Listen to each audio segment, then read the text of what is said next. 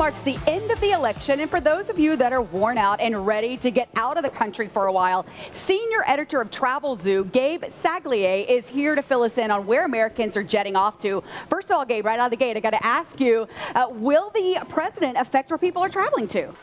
Well, interestingly, the good news is that in the midst, Jennifer, of this very divisive election, the vast majority of Americans are unified in one thing, and that is that in 2017, they expect to travel the same, if not more, than they did this year. So we point blank asked them in our fall trend survey, if Hillary Clinton wins the White House, how will your travel habits change? 68% said they will travel the same. 16% of people expect to travel more next year. If Donald Trump wins, the numbers change very slightly. 61% will travel the same, and again, 16% will travel more next year. I think, interestingly, the vast majority are concerned about image. 69% said that they are concerned that the election and the sort of negative energy around the election might affect their image and the perception internationally, something they will keep in mind if they travel overseas. But at the end of the day, I think the outlook is positive in that travel is something that people continue to prioritize and are ready to actually take on now that the election is winding down. So, Gabe, throughout the election, we've heard a lot of folks saying, I'm moving to Canada. You know, I'm one of those that for the first time visited Niagara Falls recently. Are you seeing a lot of Americans heading up north?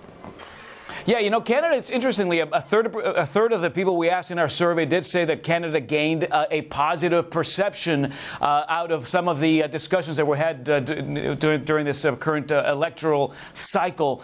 Canada has become obviously attractive in a variety of reasons because the dollar is so strong against the Canadian loonie that all of a sudden the exchange rate is benefiting us in a big way. So that Niagara Falls vacation, as we're heading into ski season and these very sort of lucrative high-end ski destinations, the exchange rate, which is showing about a 30% strengthening of the U.S. dollar, means that these very sort of high-end vacations on the other side of that northern border have all of a sudden become that much more attractive.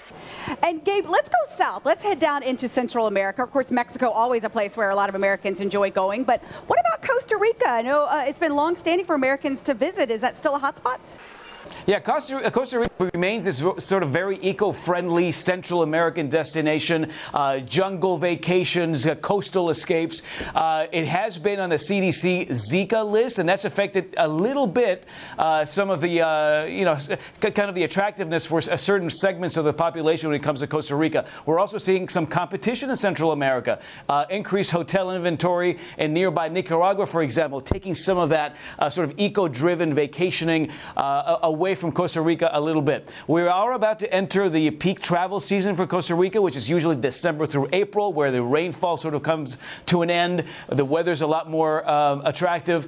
So I think that as we enter this peak season in Costa Rica, we are going to start to see some pretty attractive packages as a way to lure a lot of Americans back to that Central American hotspot.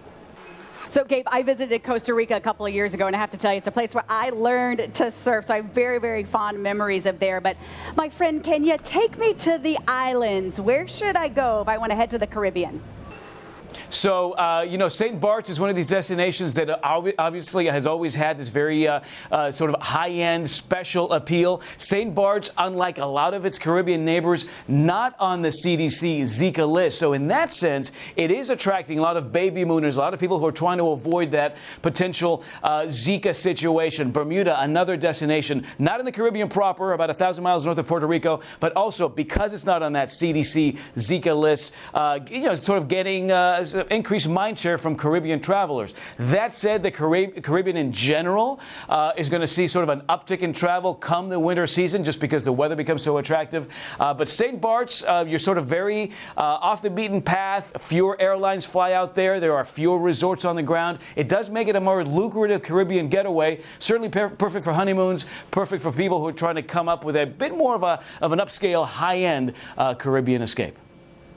All right, Gabe, you convinced me. I'm going to go to St. Bart's, putting it on my travel bucket list. For more information on planning your next vacay with the best deals, whether you're traveling nationally, domestically, or internationally, you can check out TravelZoo.com.